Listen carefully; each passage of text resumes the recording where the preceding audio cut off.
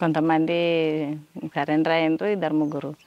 ఒక అతనే ఫైరింగ్ చేస్తే అతన్ని కొంచెం ఫైరింగ్ చేసి ఆ విధంగా బాగా ఇంకా గుర్తున్న సంఘటన ఉందా?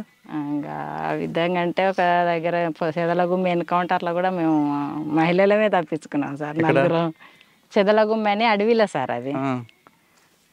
అంతా స్నానాలకు పోయినాం మేము. మళ్ళా స్నానాలకు పోతే మనలంతా దళం అప్పుడు క్యాంపు నడుస్తుంది. అక్కడ అందరూ ఉండరు. ప్రభాకర్ ఉన్నారు, అది ఈ సాంబశివుడు ఉన్నాడు. మొన్న చనిపోలేదు సార్ సాంబశివుడు, మొన్న కోనాపూర్ సాంబశివుడు ఆయన ఉన్నాడు. మా కమాండర్ కూడా కొద్ది రోజులు ఇక్కడ కలకుర్తి ఏరియాలో. అశోక్ చనిపోయిన తర్వాత ఇంకా ఆయన కూడా కమాండర్గా ఉన్నాడు. అక్కడ అచ్చంపేట సైడ్ కూడా కమాండర్గా పనిచేసిన ఆయన దగ్గరనే పనిచేసినాం మేము. మీ అందరు స్నానాలకు వెళ్ళారా? స్నానాలకు ఆ నలుగురం పోయినాం సార్. నేను రమకాంత్ భార్య ఉండే, ఒక ఆమె ఇంటి దగ్గర పెళ్లి చేసుకొని వచ్చిండే, ఈ రజిత కాక పద్మ అని ఉండే. ఆ పాప సరిత అని ఒక పాప ఉండే, ఇంకొక అమ్మాయి ఉండే, భార్యతో ఏమో ఉండే. వీళ్ళందరి కొత్తనే నేనే కొంచెం అటు తెలిసిన మనిషిని, ఇంకా కొద్దిగా సీనియర్ మనిషిని, కొద్దిగా ఏరియా ఇక్కడ పోవాలనే తెలిసిన దాన్ని. అందరిని స్నానాలకు పంపించిండు. పక్కన జనార్దన్ షికారుకి పోయిండ్రు, ఏమన్నా దొరుకుతుందేమో కానీ పని తీసుకొని షికారుకి వెళ్ళిండ్రు. మమ్మల్ని ఆడ స్నానం చేయండి అని చెప్పి వెళ్ళి దారం మొత్తం పైన ఉన్నారు. ఇద్దరు మళ్ళా సమానికి వెళ్ళిండ్రు సార్. ఇంకా క్యాంపు కాబట్టి సామాన్ ఎక్కువ కావాలి కదా అడవిలో. పెంటల అది ఎవరో దగ్గరలో ఉంటుంది అక్కడ, చెంచు పెంటలు ఉంటాయి సార్. అట్లా దాటుకుంటే నడుచుకుంటే వెళ్ళిపోయిండ్రు. ఇంకా కొంతమందే ఉన్నారు, బాగానే ఉన్నాం సార్. 30 మందికి ఎక్కువ ఉన్నాము, 30-40 మంది ఉన్నాము. ఇట్లా ఇక్కడ 3 బ్యాచ్లు ఇట్లా ఉన్నాము మేము.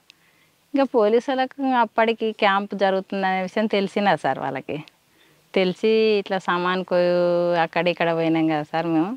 అయితే పోలీసు వాళ్ళు ఇక్కడ మేము దళం మొత్తం క్యాంప్ ఇక్కడ ఉంటే ఇక్కడ మధ్యలో వాగు ఉంటుంది సార్. ఇత్తల పోలీసు వాళ్ళు వచ్చి ఉన్నారు, అపోజిట్ గుట్ట మీద పోలీసు వాళ్ళు ఉన్నారు సార్. పోలీసు వాళ్ళు ఉంటే అప్పటికి మాకు తెలియదు, మేము కింద ఉన్నది వాళ్ళకి తెలియదు, వాళ్ళ పైన ఉన్నది మాకు తెలియదు. స్నానాలు చేసుకుంటాం మేము కూడా ఉన్నాము. వీళ్ళు షికారు పోయిన వాళ్ళకి కూడా తెలియదు సార్. తెలియకుంటే ఇంకా అక్కడ ఒకటి ఏంటంటే సమానికి వెళ్ళిన వాళ్ళు ఇద్దరు, విజయ్ అని ఉండే, విజయ్ ఇంకొక అతను.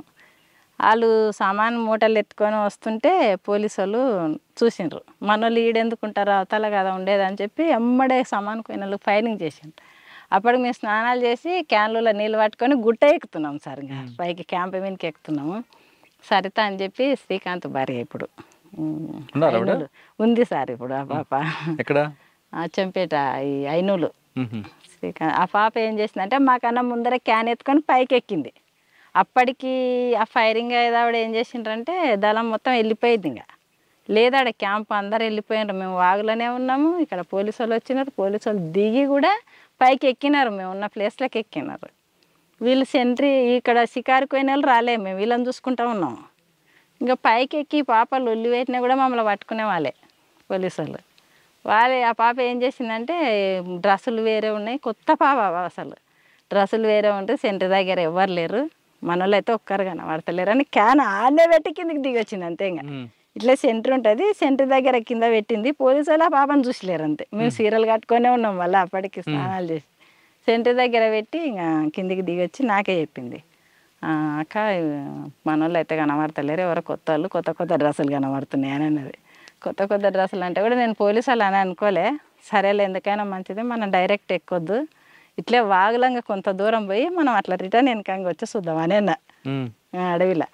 అంటే సరే అని చెప్పి అలా ముగ్గురిని తీసుకొని నేను నలుగురం కొంత దూరం ఇంకా పోతున్నాం. ఇట్లే క్యాన్లు ఇడిచిపెట్టినాము. ఇంకా బ్యాగులు ఉన్నాయి, ఇట్లా చీరల మీద ఉన్నాం, అడవిలో బ్యాగులు ఉన్నాయి. పోతుంటే ఏమైందంటే మా జనార్దన్ ఇద్దరు పక్కన ఇద్దరు ఇంకా షికారు పోయిన వాళ్ళు వచ్చిండ్రు. వస్తే వాళ్ళు పైనుంచి పోలీసు వాళ్ళు కిందికి దిగుతున్నారంట. మళ్ళీ దిగుతుంటే వీళ్ళు ఏమనుకున్నారు, మనోళ్ళే కదా పైనుంచి ఎందుకు కిందికి దిగుతున్నారు అని చెప్పి వీళ్ళు వస్తున్నాం అని దగ్గరికి వెళ్ళిండంట.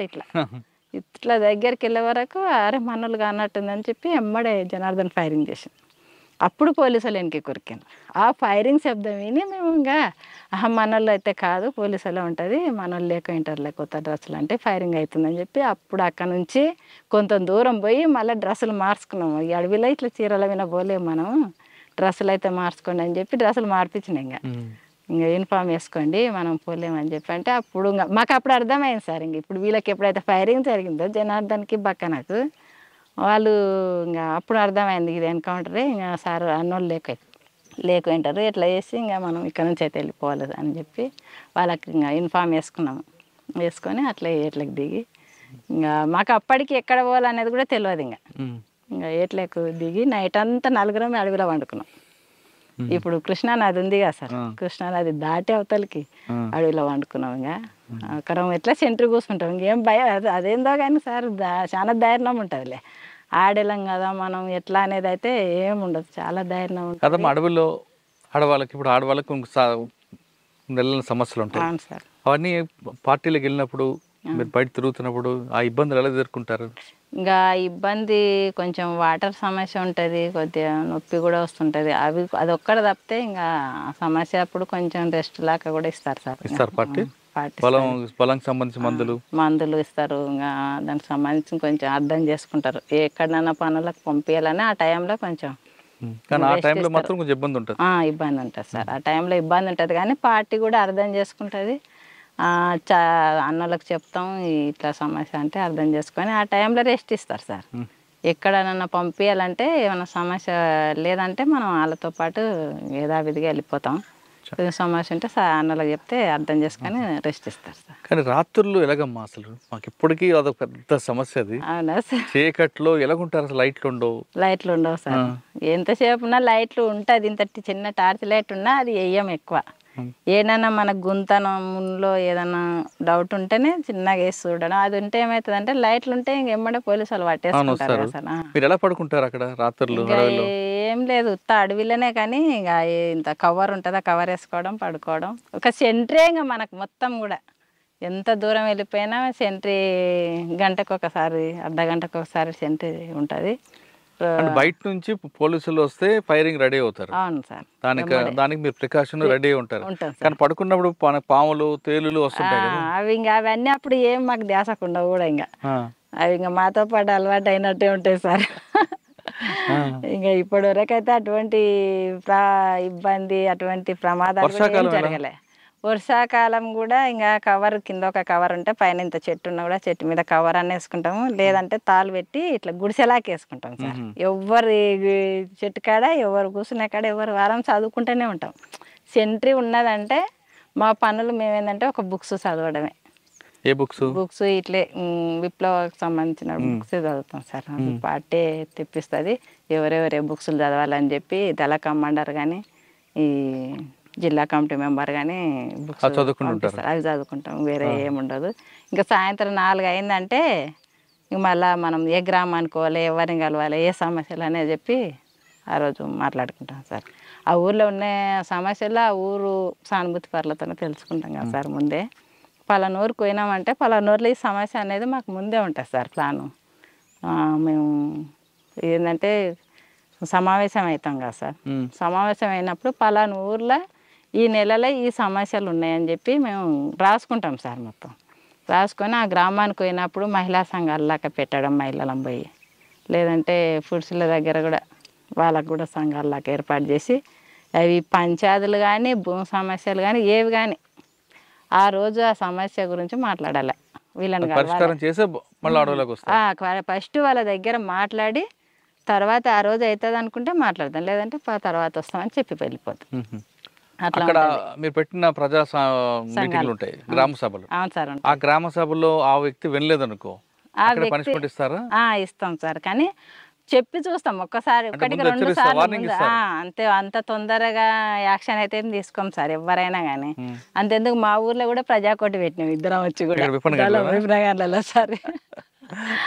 ఈ బ్రాండ్లలో కూడా అసలు పరిచయం సార్. ఇద్దరం వచ్చినాము, యూనిఫామ్ వినే ఉన్నాం, వెపన్స్ ఉన్నాయి మా దగ్గర. అప్పుడు మా నాయనని ఎవరైతే కొట్టించిండ్రో మస్తుగా ముక్కు భూమికి రాపించి పోయినాం ప్రజాకోటి పెట్టి. కృష్ణారెడ్డి అని ఉండే సార్ అప్పుడు. అయితే అప్పుడు పానగల దళం వల్లనే ఉన్నాము ఇద్దరం. ఉన్న తర్వాత ఊర్లో కొంచెం అది ఎలాగొండది పొలం పంచాయతీ ఉండే సార్, ఎస్సీలు. అది ఆ పొలం పంచాయతీ మా ఊర్లో ఒక అతను జిన్నుకు సంబంధించిన ఆయన ఉండే. అంటే ఆ సమావేశంకి వచ్చి ఆయన పిలిపించారా? లేదు, అనుకోనే మేము మాకు ప్లాన్తోనే ఈ ఊర్లో ఈరోజు ప్రజాకోటి పెట్టాలి, ఫలానా వాళ్ళని పిలిచని ఈ సమస్యల గురించి మాట్లాడాలి ప్రజల మీద ప్రజల దగ్గర అని చెప్పి మేము అనుకొని ఊర్లో పోలీస్ స్టేషన్ ఉన్నాగానే ఊర్లోకి వచ్చి వాళ్ళ ఇంటి దగ్గరకు వచ్చి తీసుకుపోయి ఎస్సీ వాడు అన్న కమిటీ వాళ్ళు ఉంటుంది ఆడికి తీసుకుపోయి ప్రజలు ఆయన గురించి మాట్లాడి ఇంకా ఆయన చేసిన నేహరాలు అన్నీ కూడా ప్రజలకు చెప్పి మీటింగ్ లాగా పెట్టి పాటలు పాడి ముక్కు భూమికి రాపించినాం ప్రజలని తప్పని ఒప్పించినాం వాడ ఆయన దగ్గర. కానీ పార్టీలో మావోయిస్ట్ పీపుల్స్ వార్ పార్టీలో వ్యక్తిగత కక్షలకు ఎక్కువ ప్రాధాన్యత ఇవ్వకూడదు అని ఉంటుంది. అవును సార్, వ్యక్తిగత కక్షలు ఏం కాదు సార్. అది మీ నాన్నగారు కొట్టినందుకు కదా కొట్టిన అతనే అంటున్నా కానీ ఆయన మీ నాన్నగారు కొట్టిన అతన్ని తీసుకొచ్చి నేలకు దానికోసం కాదు సార్ అంటే పాత నువ్వు అట్లా అనుకుంటున్నావా సార్? అట్లని కాదు, ఊర్లే అనేది మొత్తం పెత్తనం అతందే. అతను చెప్పినట్టు కొట్టడం కాకుండా చాలా తప్పులు చేశాడు. చాలా తప్పులు, మామూలుగా తప్పులు కాదు సార్. ఊర్లో పెత్తనం మొత్తం అతందే. అతను చెప్పినట్టే వినాలి, ఎవ్వరు కూడా ఎదిరించి మాట్లాడకూడదు. ఈ ఎస్సీలు ఉన్నారంటే మా ఊర్లో ఒక్కటే బావి ఉండే సార్ తాగడానికి నీళ్ళు. ఆ ఎస్సీల బావి ఇట్లా ముట్టుకోకూడదు, ఊరబావి అని ఉంటుంది సార్. అవి ఇంకా వేరే నీళ్ళు ఏవి ఉండవు. ఎంత ఊరు ఇంత పెద్ద ఊరైనా ఆ ఊరికి పోయి నీళ్ళు చదువుకొని రావాలి. అయితే ఎస్సీలు మేము పోస్తేనే, ఎస్సీలు కాకుండా వేరే కులం వాళ్ళు పోస్తేనే వాళ్ళు బిందె ఎత్తుకొని రావాలి. గంట సేపు కానీ వాళ్ళు బిందె ఇట్లా పెట్టి ఇట్లా నిలబడాలి సార్. ఒకవేళ మనం వాళ్ళు వచ్చి ముట్టుకున్నదంటే వాళ్ళని తీసుకుపోవడము, అనేక ఇబ్బందులు కొట్టడము చేయడము అట్లాంటివి ఉండవని చెప్పి కూడా జనార్దన దానికి ఎదిరించిండు కూడా సార్. ఊర్లే ఎదిరించి తోలుకపోయి కూడా నీళ్ళు సేదించిండు. ఇద్దరు భార్య భర్తలు ఒక దగ్గర ఉన్నారు కదా, కానీ జనార్దన్ అందు ఎక్కువగా కనిపిస్తుంది అటాక్లు, మీ తక్కువ ఉంటుంది ఎందుకు? జనార్దన్ అప్పటికే 90 కన్నా ముందు నుంచే పార్టీలో ఉన్నాడు కదా సార్. ఇప్పుడు నేను పోయింది అప్పటికి కొత్తగా బాగా తెలియదు, ఇంకా ఏరే తిరిగి చేయడము అది. ఇంకోటి జనార్దన్ కమాండర్ కూడా ఉన్నాడు కాబట్టి ఎక్కువ ఆయన ఫోకస్ ఉంటుంది సార్. అది ఎంత 8 సంవత్సరాలు ఉన్నారు మీరు? 8 సంవత్సరాలు. 8 సంవత్సరాలు ఇప్పుడు మీరు చెప్పినవన్నీ గుర్తున్నాయి. కానీ పార్టీలోకి వెళ్ళిన తర్వాత మీరు చేసిన కొన్ని మంచి పనులు ఉన్నాయి, కొన్ని పార్టీ ఆదేశాల మీద కొట్టడం ఉంది. ఎప్పుడైనా బాధపడ్డారా? తప్పు చేస్తున్నానా అని బాధపడ్డారా? లేదు ప్రజల కోసం ఈ పని చేయడం కరెక్టేనా? అలాంటి బాధలు అయితే ఏం పడలేదు సార్. ఇంకా కాకపోతే ఇంకా ప్రజలకు చైతన్యం కల్పించడంలో మేము కూడా విఫలమవుతున్నామని అనుకున్నాం సార్. ఇంకా కొంతమంది ఇన్ఫార్మర్లుగా తయారవడం మన దగ్గరకు వచ్చి కూడా ఇంకా ప్రజలకు ఇంకా ఎక్కువ విస్తృతంగా పోవాలి అని చెప్పేది మేము. అంటే ప్రజలకి చైతన్యం కల్పించడంలో కొంతమేర విఫలమయ్యారు అంగీకరిస్తారు. అవును సార్. ఓకే, మరి ఎందుకు వచ్చారు మరి? కొంచెం అంటే తర్వాత మేము స్పెషల్ దళంలో ఉన్నాక ఇద్దరం విడివిడిగా ఉన్నాం సార్ మేము. ఇంకోటి అనారోగ్య సమస్యలు కూడా నేను ఇక్కడ పానగాలి ఏరియాకి మళ్ళీ నన్ను రమాకాంత్ను పంపించిండ్రు సార్. నన్ను డిప్యూటీగా పంపించిండ్రు, రమాకాంత్ను కమాండర్గా పంపించారు. అయితే ఇక్కడ వచ్చిన తర్వాత కొంచెం హెల్త్ ప్రాబ్లం ఎక్కువ సార్. ప్లేన్ ఏరియా అండి, హెల్త్ ప్రాబ్లం వల్ల జనార్దన్ లోపలనే ఉన్నాడు. అప్పటికి అక్కడే ఉన్నాడు, కలకుర్తి దళ కమాండర్గానే ఉన్నాడు. చెప్పకుండానే నేను బయటికి మోనాయనలను కలిసిన. అవునా? పార్టీకి కూడా చెప్పలేదు. ఇంకా ప్రాబ్లం ఇంకా కొంచెం ఎక్కువ ఇబ్బంది అవుతుంటే ఇంకేం చేయాలి. మా ఊర్లో అంటే నాయన వాళ్ళని చేను దగ్గర పోయి కలిసిన. ఊర్లోకి వచ్చి ఇంకా నాయన ఊర్లో వెంకటేశ్వర సార్ ఉండే సార్, మొన్న వచ్చి లేకుండే సార్ డిఎస్పీకి వచ్చి ఆ సార్ దగ్గర పోయి నాయనలు మాట్లాడి సరెండర్ చేయించారు. ఆర్కే మీనా దగ్గర. అప్పుడు మీకు రావాల్సింది ఇచ్చారా? అప్పుడు ఏమి ఇవ్వలేదు సార్, మాకు 5,000 ఇచ్చిండ్రు. అంటే ఇమీడియట్ రిలీఫ్ అది. తర్వాత ఏమి ఇవ్వలేదు సార్. జనార్దన్ వచ్చినాకైనా అవే ఇచ్చిండ్రు మాకు. మీరు బయటకు వచ్చారు జనార్దన్ చెప్పకుండా, మరి ఎప్పుడు చెప్పారు జనార్దన్కి?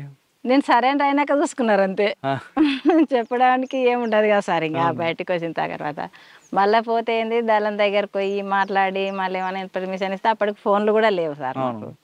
మేము 2002 కాబట్టి తీసుకొచ్చారు బయటికి. నేనేం తేలేదు సార్ లోపల. ఇంకా ఏం జరిగిందో వాళ్ళకే తెలవాలి, నేనైతే లేను కదా. ఏం లేదు అప్పుడు, ఎవరి ఇష్టం అది, ఎవరి అభిప్రాయం వాళ్ళది. అట్లాంటి కోపాలు అయితే ఏమి ఉండవు. బయటకు వచ్చిన తర్వాత పోలీసు వేధింపులు లేవు? లేదు సార్. ఆయన పిలిపించు బయటికి రా అని.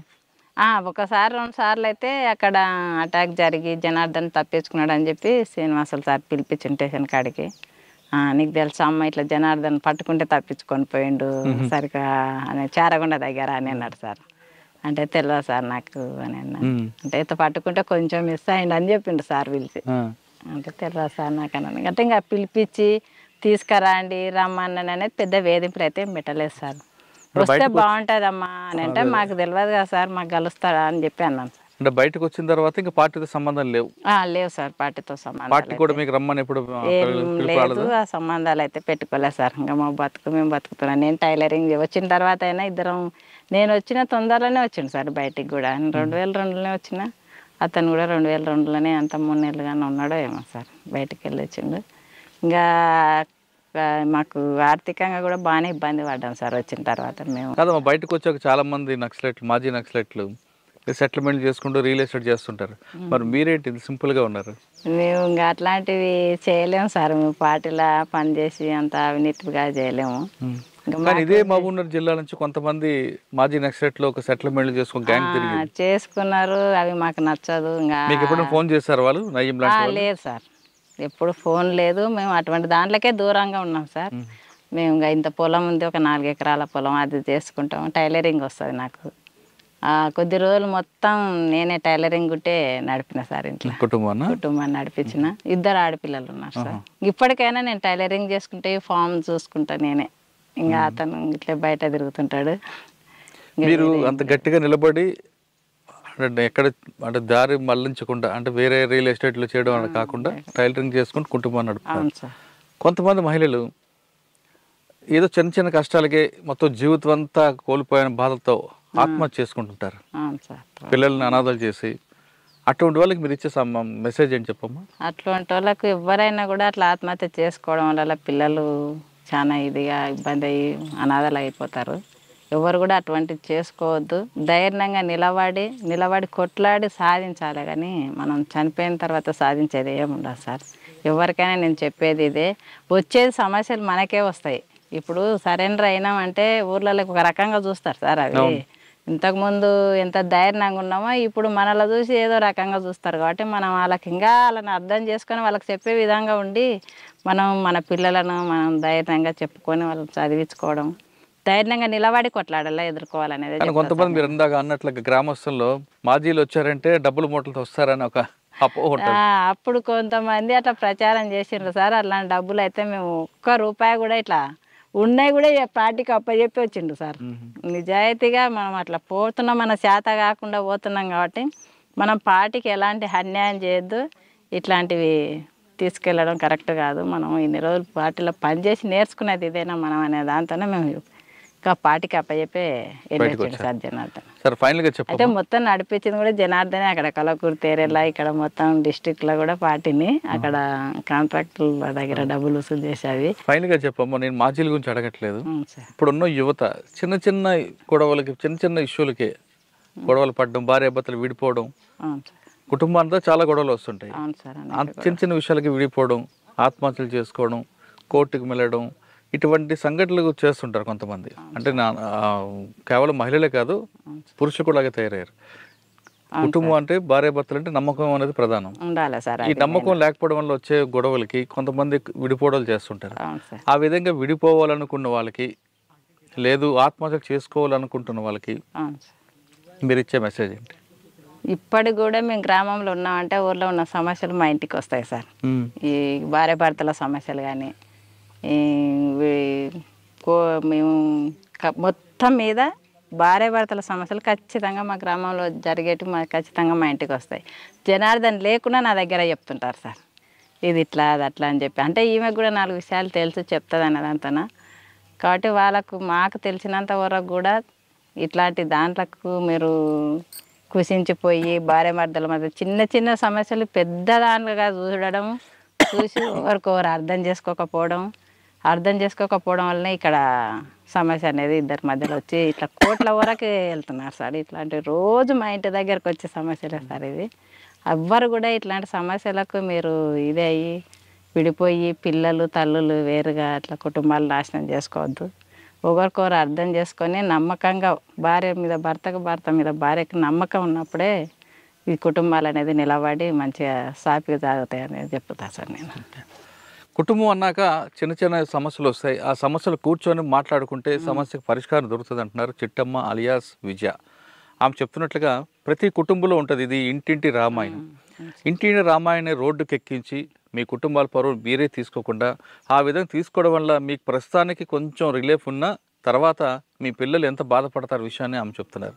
కాబట్టి ఇప్పటికైనా చాలామంది ఎవరైనా దయచేసి భార్యాభర్తల మధ్య విభేదాలు వస్తే సమస్య పరిష్కారం చేసుకోండి, కానీ దయచేసి రోడ్డు ఎక్కి మీ పిల్లల్ని అనాథలు చేయొద్దు అనే విషయం నేను చాలా స్పష్టంగా చెప్తున్నా.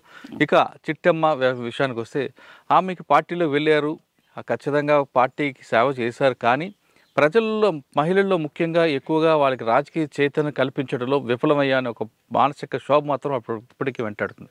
అందుకే ఆమె గ్రామంలో ఎవరైతే కొట్లాడుకుంటున్నారో వాళ్ళందరికీ ఆ పరిష్కారం చూపిస్తూ వాళ్ళలో చైతన్యం కల్పించడంలో చిట్టమ్మ తన వంతు కృషి చేస్తున్నారు.